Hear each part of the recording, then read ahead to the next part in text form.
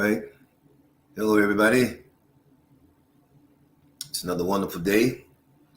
It's another cold day in St. Louis, but it's a wonderful day. It is the day that the Lord has made. And I will rejoice and be glad in it.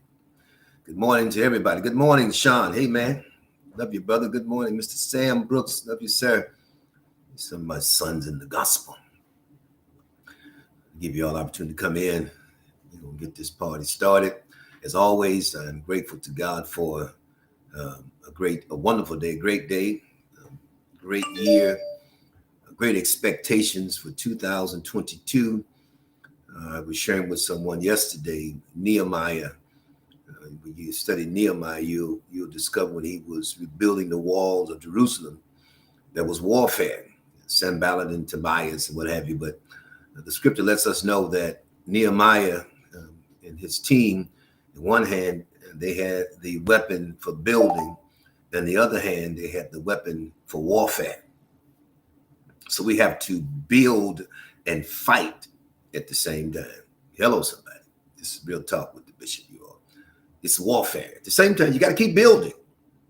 You can't stop working. You cannot stop believing. You got to believe God. I don't care what's going on. So we are working and building. All right. You're building and you're working, but you got to stay the course. Whatever happens, stay the course. All right. Good morning. Good morning, Jeray. Good morning, Laurie. Good morning, Comacita in Memphis, Tennessee. Amaletta Dansbury. God bless you. Good morning. All right. Y'all come on in. That's on Facebook. Instagram, people are coming in. There we go. Maria McIntosh. Tiffany, good morning. All right. Let's come on in. We're going to get started here. As stated, thank God for another day. I don't take life for granted. People are leaving every day. We have to pause and be grateful, man, because somebody else has a worse situation than yourself, than myself. So we have to balance our moment with that reality. All right. So let's get started. As you know, my thinking is the first 90 days, and I've said this repetitively, of a new year is the time really to set the course and set the path for the remainder of the year, not suggesting that you will see the end of the year, but let it be said, at least you had charted a course. Good morning, Shirley Williams. Good morning. And so I'm a firm believer in, the first 90 days, of course, one day at a time, but begin to think in terms of what you want to do, what you want to achieve, where you want to be, et cetera, et cetera. Okay, here we go. Talking about steps to achieve personal growth and development. I won't go back into what I've already given you, but today I want to ask you a question. And the question is, what do you want to be? My Lord, what do you want to be? That's the question. What do you want to be? As I stated, personal growth and development, there are components that ultimately bring about a transformation. And those areas are what do you want to be physically? Physically, from a health standpoint, from, weight, your physical appearance. What do you want to be? What do you want to be emotionally? These are areas we have to address, man. What do you want to be emotionally? What do you want to be intellectually? What do you want to be spiritually? What are your spiritual goals? What are you doing in the first 7 days of 2022 that will enhance your spiritual growth? What do you want to be? What do you want to be socially? What are you doing to be an asset to society, not a liability?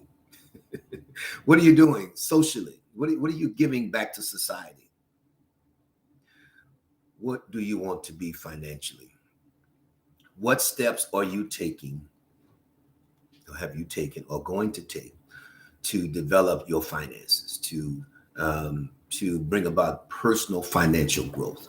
All right. So once you've identified the person you want to be, you can plan how to become the best version of yourself. Let me say it again. Once you've identified the person you want to be, you can plan how to become the best version of yourself. All right. So very quickly, you want to start with the end in mind. In other words, your ideal self, your what steps, what concrete steps will you take? Let me give you some steps. Let me give you some steps. It's going to be thought provoking. Number one, let go of limiting beliefs. Some folk don't know how to let go. Let go, release limiting beliefs. So you know who you are, you currently, but do you know who you could be? My God. Most of us are held back by limiting beliefs, untrue thoughts we have about our intrinsic or our core or the self, this intrinsic nature. We have these untrue thoughts that are derived from various venues, various people. Let me just read this to you. Let me define what are limiting thoughts. A limiting belief, or limiting belief rather, is a state of mind or belief about yourself that restricts you in some way. These beliefs are often false accusations you make about yourself that can cause a number of negative results. For instance, I'm not good enough. I'm too old or too young. Let me pause. I started pastoring at, I think 30 or 35, whatever the case may be. They said I was too young. But look at me now. Look what God has done. All right.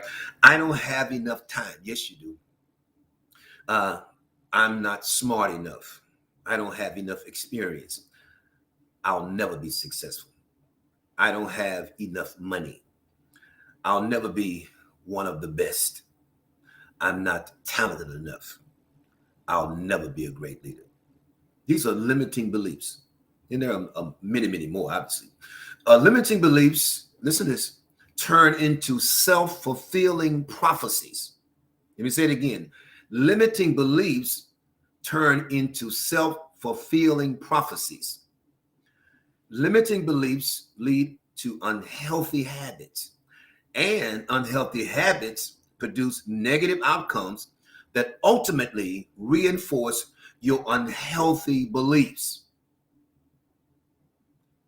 It's a vicious cycle, ladies and gentlemen, and it's tough to break for a number of reasons. It's tough to break. One of the reasons it's tough to break because you've been doing it so long.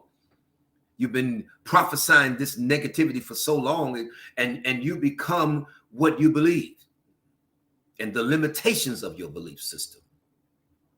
So you have to address that. The second perspective is turn your shoulds into musts. Let me say it again. Turn your shoulds into musts. To be the best version of yourself, you need to live with no regrets. Let me pause here. To be the best version of yourself, you need to live with no regrets. We all have made decisions that down the road, we wish we had not made. But this is what I do. When I make a decision, I own it and I accept the consequences. So I don't live with regret. I don't live with this guilt. It might have been a bad decision. It might have been, maybe I should have thought it out and I should have did more research. I should have gotten more advice. I should have taken more time. I should have paused. Yes, we all do that. We all make that miscalculation. But what you don't want to do is live with regrets. Yeah, you should have kept your virginity. You should have not gotten involved with that joker, male or female, that messed you up. Hey, but guess what? You did. You should have perhaps stopped, as opposed to having two kids, should have stopped at one. Should have kept your job. Those are decisions we all make, all right? But don't live with regret, because what's going on, you in this mode of you're trapped in a bunch of bad decisions. Get over it. It's done. You need to get out of your comfort zone, take risk, and fail. Let me say it again. You need to get out of your comfort zone, take risk, and fail. That's right. I said fail. Why? So that you can get back up again and succeed. Get out of your comfort zone. Take risk. Fail. I failed. But guess what? Now you can get up and try it again. And if you don't take a risk, you won't get out of your comfort zone. Okay? Stop telling yourself what you should do and start doing it. And listen to me.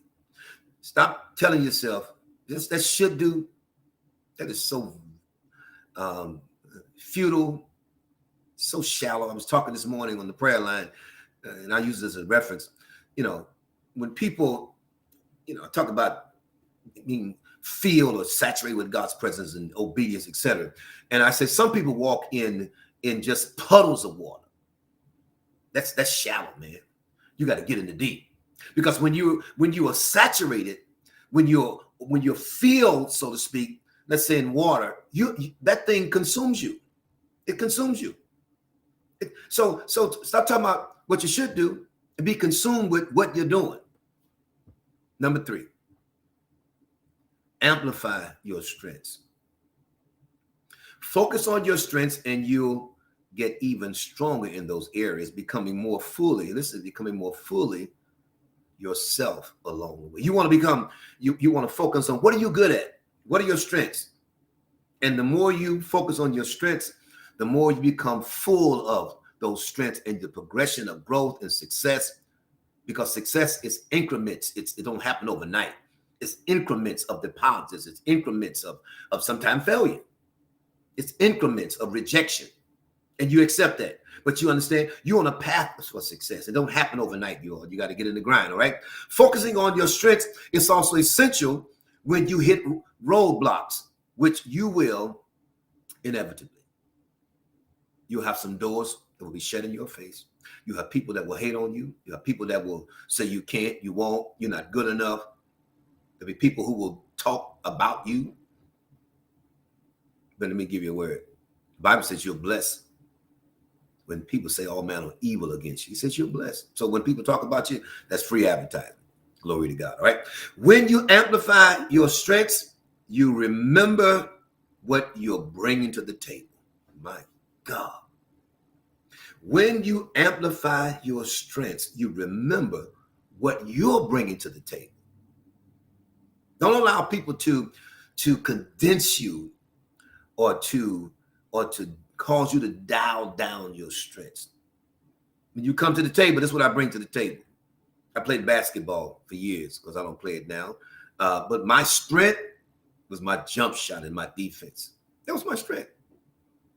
I was not the greatest dribbler, average dribbler. I wasn't the greatest. I wasn't the guy to go to the hole all the time. My strength was my jump shot. Real talk, man. And anybody know me that play ball me to know that jump shot was liquid. It was liquid. Even with taller guy, that was my strength. So when I come to the game, when I come to the table, I already knew that, first of all, I'm going to get there early and warm up. That's number one. I'm going to prepare myself for the contest. And then when the contest began, I have prepared myself. So when it was time to do what I do, particularly from shooting my jump shot, I was ready, man. That don't mean I hit it every time, but I knew that was my strength. And I knew that if you left me by myself, you were going to pay.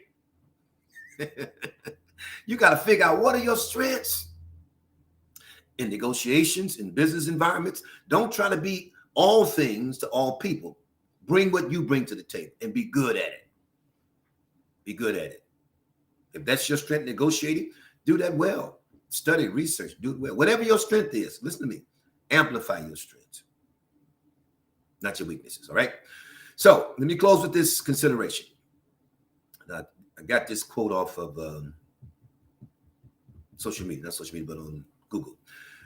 James Allen, and I quote, James Allen says, "You are today where your thoughts have brought you, and you will be tomorrow where your thoughts take you." That's deep. You are today where your thoughts have brought you, and you will be today where your thoughts take you.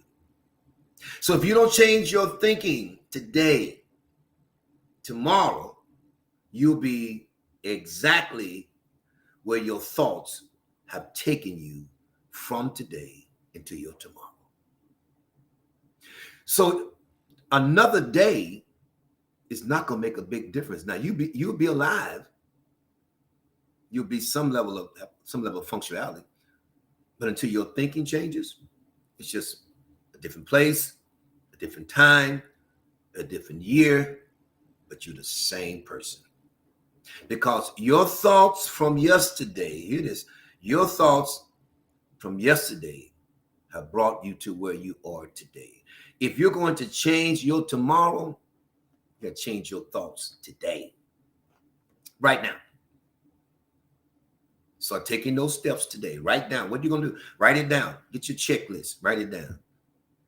If it's all those areas I talked about, if it's physically, what do you want to do physically? What do you want to do emotionally? What do you want to do intellectually? What do you want to do spiritually? What do you want to do socially? What do you want to do financially? Write it down. Get your checklist. Check it off. Might be 5 steps to get there, 10 steps, but just start checking it off. All right. So we're on this journey, you all. We're here together. We're gonna do this thing. We're gonna do it. You got to change your thinking. All right. So the question I ask you again is, what do you want to be? What do you want to be? What do you want to be? Start on that path to becoming what you want to be. All right. God bless you. Listen, have a wonderful, yes, I can repeat that quote. The quote is James Allen. He says, you are today where your thoughts have brought you. You will be tomorrow where your thoughts take you. I'll say it again, champ. You are today where your thoughts have brought you. You will be tomorrow where your thoughts take you. Hey, Pauline, people go through life blaming other folk for their thoughts, for their action. You own your thoughts. You own them. If you choose to bask and bathe in depression, guess what? That becomes you. Got to fight that stuff. Got to fight against suicidal tendencies and rejection and what people are saying about you. Love all that stuff, man. You know, it's the folks sometimes that's nearest to us that can hurt us the most. And it's not uncommon for folk that are nearest to us to not believe in us. It's okay. But as long as God believes in you. And I'm here to tell you, God will always give you somebody that will believe in you. I'm a living testimony. All right. Now, this coming Sunday, we're not having our in-person service. We're going to have service online as we do every week. With the current COVID increase, we're going to take a week, at least a week off to give, sort of a reset. So I'll still be ministering. We'll still be teaching and all that stuff Sunday morning. And but we won't have in-house service. So we want to make sure everybody knows that. So don't show up because we will not have in-house. We will have live service, but no one will be allowed to come in except for the staff and what have you. So again, get the word out. So we will be online.